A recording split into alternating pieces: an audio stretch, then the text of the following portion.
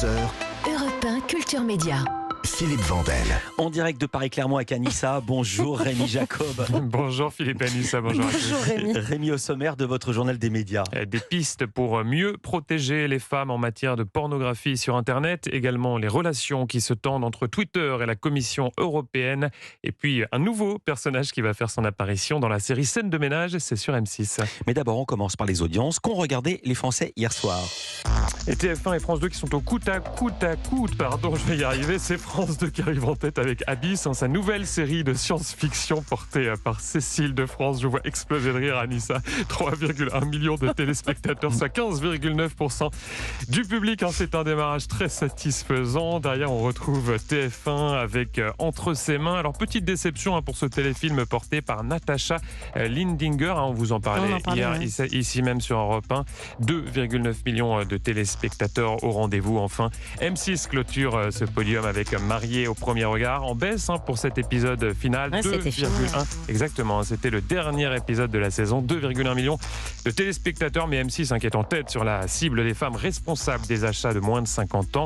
Et un bilan d'audience tout de même satisfaisant pour cette 7e émission de votre programme préféré, Philippe Vandel. Europe 1, le journal des médias. Le Haut Conseil à l'égalité entre les femmes et les hommes veut mieux protéger les femmes en matière de pornographie sur Internet. Et les femmes qui seraient, selon l'institution, je cite, les grandes oubliées du projet de loi sur le numérique, un texte dont l'examen a débuté cette semaine au Sénat.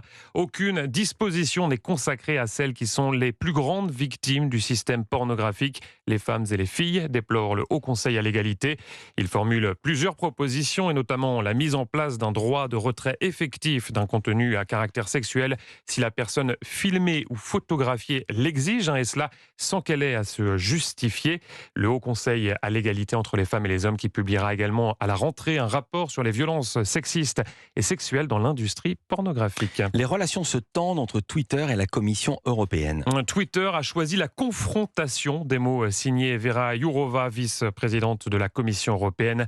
Elle est revenue hier sur le choix du réseau social de quitter le code des bonnes pratiques contre la désinformation en ligne.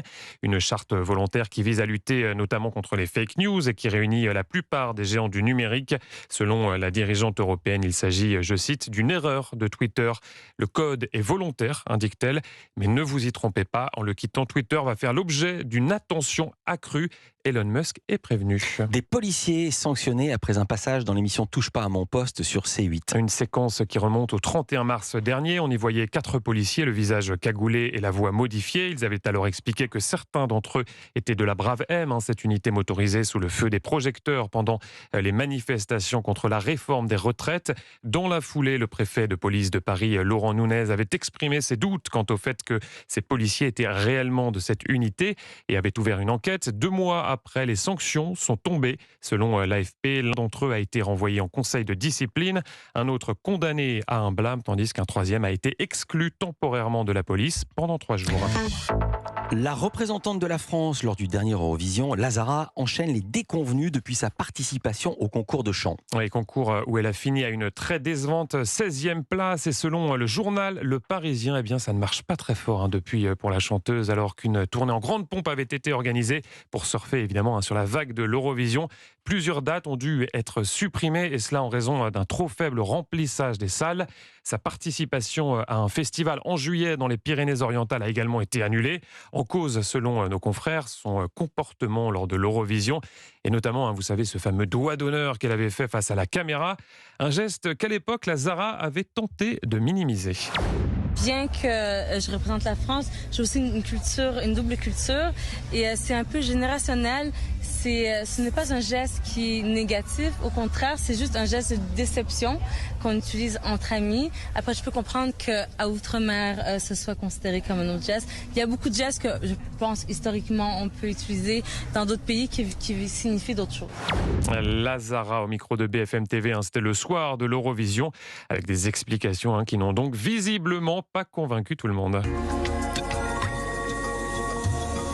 Vous avez reconnu le jingle de la météo d'Evelyne Delia sur TF1, la présentatrice qui hier était également dans le jeu Les 12 coups de midi aux côtés de Jean-Luc Reichmann. Ouais, et cela pour donner le coup d'envoi d'une opération baptisée Mobilisation Cancer, tous ensemble avec les chercheurs. Alors c'est toute la semaine sur l'antenne de TF1 en association avec le Centre de lutte contre le cancer Gustave Roussy ainsi que la Fondation ARC pour la recherche sur le cancer, avec un objectif, comme l'a rappelé Evelyne Delia sur le plateau de Jean-Luc Reichmann, récolter le maximum de dons. Toi, tu as un témoignage pour dire que ces personnes qui sont ici sont nécessaires pour la recherche. C'est important de faire cet appel aux dons pour la recherche. La recherche avance, elle avance énormément, elle avance très très vite, mais ça coûte cher. Donc il faut être là pour assurer. Evelyne Delia, qui a été elle-même confrontée à un cancer du sein il y a une quinzaine d'années. Alors à l'époque, elle avait souhaité rester très discrète sur sa maladie, mais aujourd'hui, eh bien, ça a changé. C'est ce qu'elle a expliqué dans une interview accordée au magazine Nous Deux. Je n'en parlais pas beaucoup. J'estimais que c'était très personnel. Mais lors du lancement de la campagne de sensibilisation Octobre Rose en 2022, j'ai entendu des médecins affirmer que le témoignage de gens connus était essentiel. Il fallait que j'arrête de rester dans mon coin. Et c'est donc pourquoi Evelyne Delia se sent aujourd'hui une forme de responsabilité, c'est le mot qu'elle emploie. Et cette opération Mobilisation Cancer est donc à retrouver toute la semaine sur TF1. Et vous pouvez faire un don de 5 € en envoyant le mot don au 92 122. Don D-O-N. On reste sur TF1 avec un retour surprise dans Demain nous appartient. Je m'en remets à nos lendemains. Et oui, le feuilleton quotidien dont vous entendez le générique chanté par un certain Vianney va accueillir de nouveau Francis Huster. Alors le comédien faisait Mais il était partie... mort. Alors c'est ça, c'est génial. Ouais. Vous allez voir comment il va revenir à votre Il avis. meurt jamais, Francis Huster. À votre avis, Anissa Philippe, donc effectivement, il était au démarrage du Un frère feuilleton. jumeau, il ressuscite, un Non. faume. Non, sous forme de flashback. Ah, évidemment. Et bien oui, sûr, et c'est plus comme simple. ça que vous le découvrirez donc d'ici quelques semaines à l'antenne sur TF1.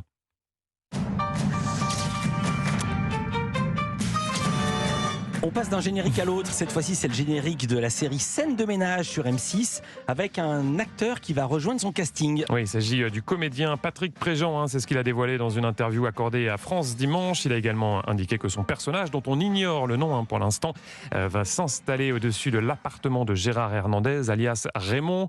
Raymond qui était, on le rappelle, dans la série le mari d'Huguette. Huguette incarnée par la comédienne Marion Gamme qui est décédée en mars dernier. Et pour revenir à Demain nous appartient, petite précision, rendons à César ce qui lui appartient. Ce sont nos confrères de Téléstar qui ont indiqué que Francis Huster allait revenir dans le feuilleton. Merci beaucoup Rémi Jacob. Je vous dis à demain pour un nouveau journal des médias. Et ça, c'est moi qui le dis. À demain.